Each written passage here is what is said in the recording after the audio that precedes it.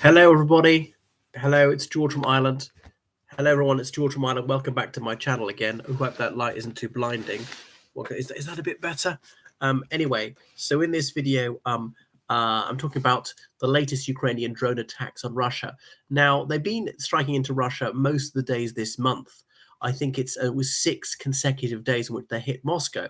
The very first drone attack on Moscow was the 3rd of May. And there have been a total of, if I got it right, 18 days of drone attacks since the 3rd of May, most of which have been in August.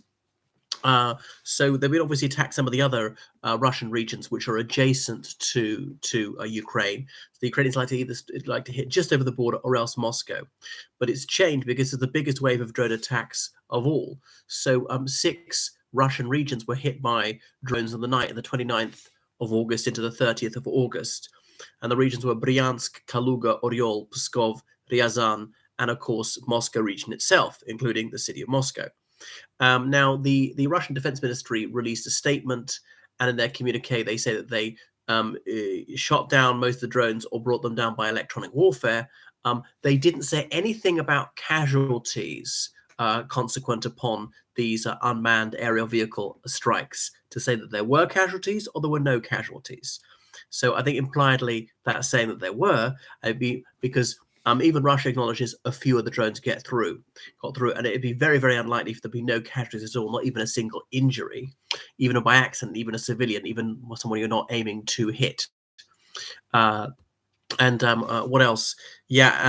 So what's significant is for the very first time, place in Pskov region was hit. Now, the statement put out by the Defense Ministry, it didn't mention Pskov region, which is up near Lake Peipus on the border with Estonia. And so that's about 450 kilometers.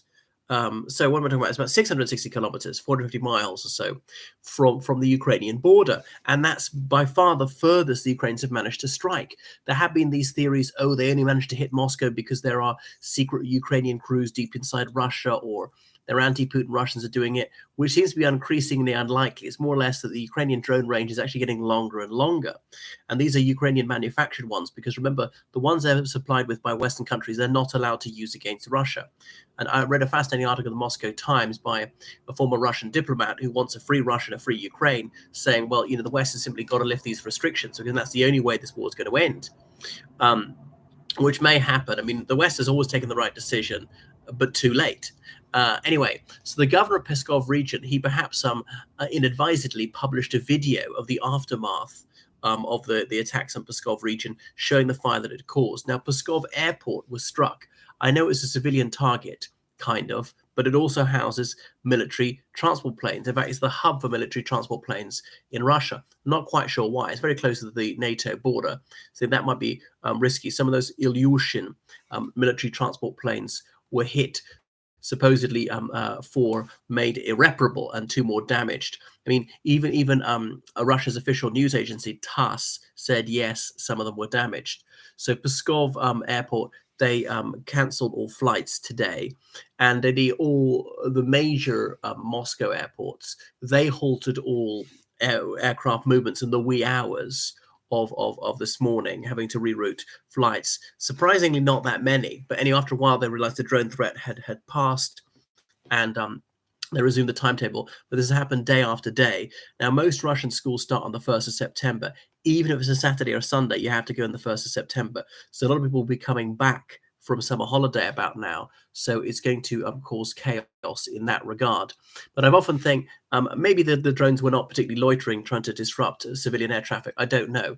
That whilst that's an irritant, I don't think it enfeebles Russia.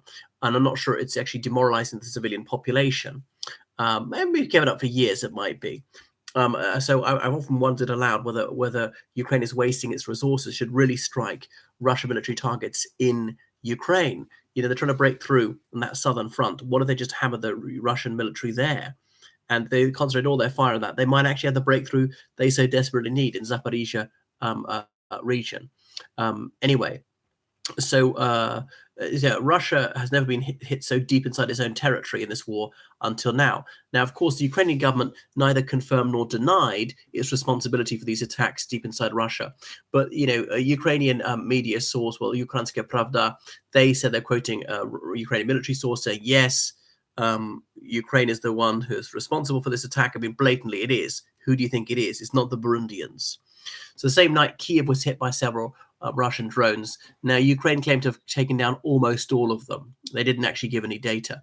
So Russia seems not to be using missiles anymore. I mean, it's a few weeks since they've used missiles, so maybe their stocks are just so low, and they cost a lot, like a couple of $1 million a pop. The Kinjal ones, up to $10 million a pop.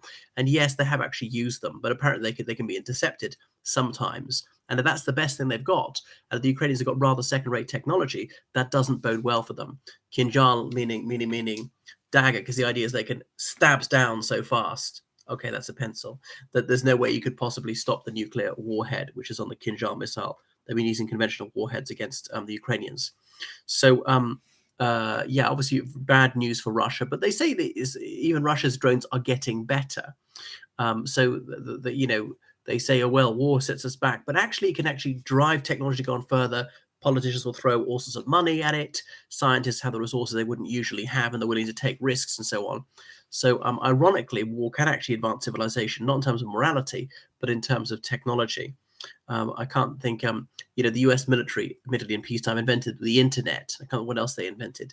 Other things, even accidentally, which not directly of a military application, but their applicability to civilian life has been tremendous. Now, Russia claims it sank 4 Ukrainian high-speed boats, these military speedboats in the Black Sea, containing a total of 50 Ukrainian Special Forces soldiers in that same night. No more particulars about that. Now, Ukraine has not commented on this, so there's no verification on their side. They'd be unlikely to admit to the loss of these very valuable soldiers if that were true. So I think there's probably a grain of truth in that. They've not actually denied it. But it wouldn't be hard to believe that Ukrainian special forces were doing this, because remember, they did land on some beach on Ukrainian Flag Day a few days ago on Crimea to actually literally fly the flag on Crimea. Not sure they had any other purpose of their mission other than that. So that might be true. Maybe it's not as many as 50 soldiers, and maybe it's not as many as 4 boats, and perhaps not all of them were killed or captured or whatever. So these are the latest developments. So obviously can't give a blow-by-blow account and comment on every drone strike. It's just a banality these days. It's a fact of life that I think obviously people are getting accustomed in some places, not causing huge disruption, but increasingly disquieting for Russians. They can hit further and further away and get more valuable military assets. You want to go for tanks, missiles, things like that, planes. Ordinary infantry, well, not that valuable. Military trucks, okay, they can be too easily replaced. The drone, if you could hit the plane or you could hit just a truck, well, they can replace a truck quite cheaply. They can use a non-military truck for much the same purpose. So they've got to be picky about their targeting. All right. Thank you so much for watching my channel. So please subscribe on Patreon. Goodbye.